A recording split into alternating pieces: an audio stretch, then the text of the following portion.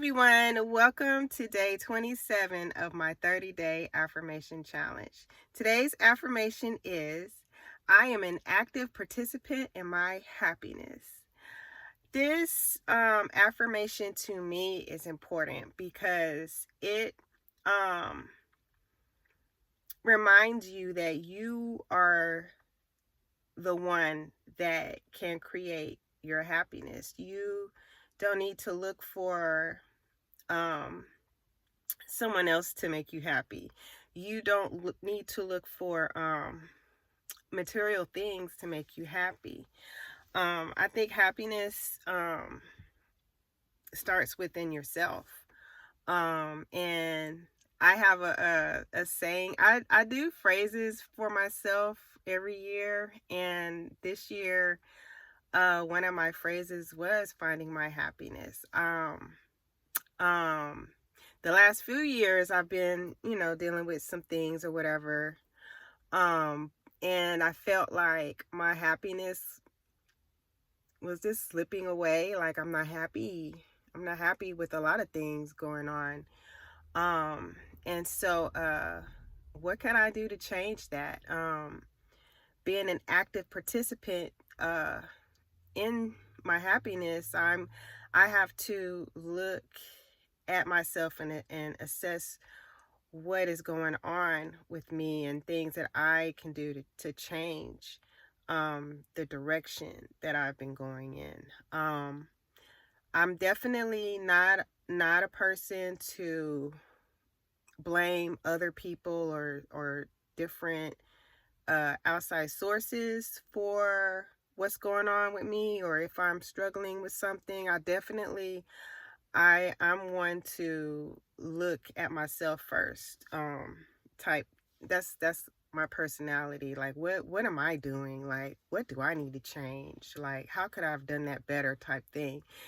And I know that, I am responsible for my own happiness. So definitely shifting this mindset from negative to a positive.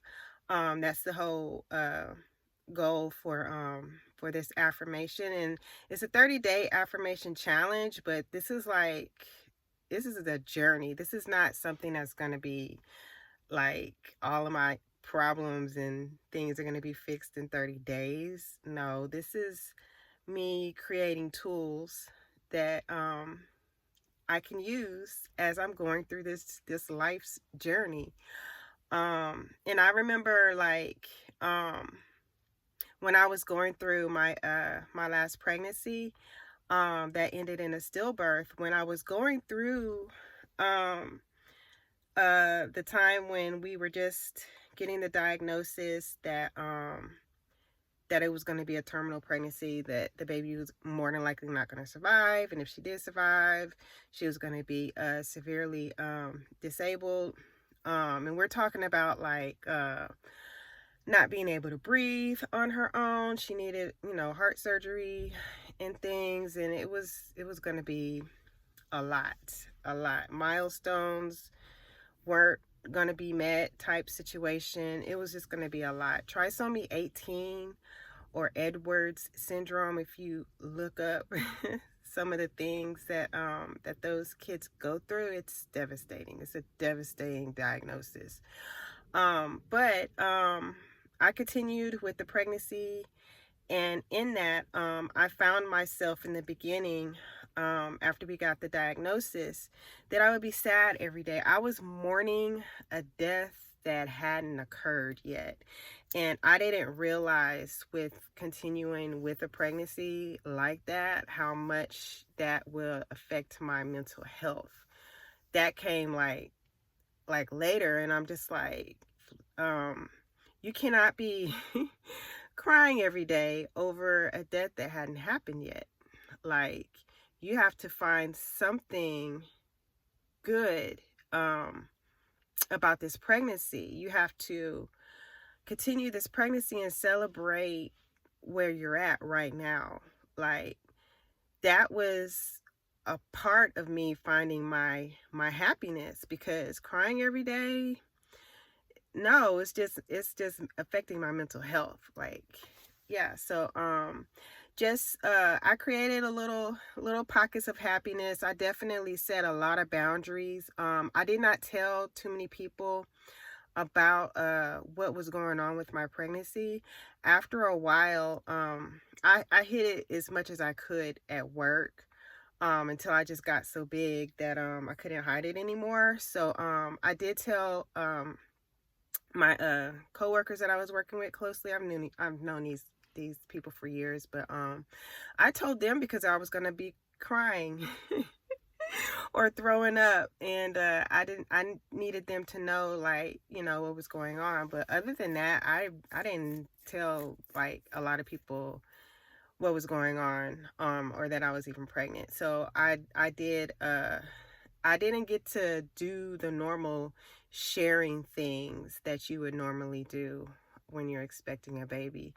Um, I also, like, towards the end, I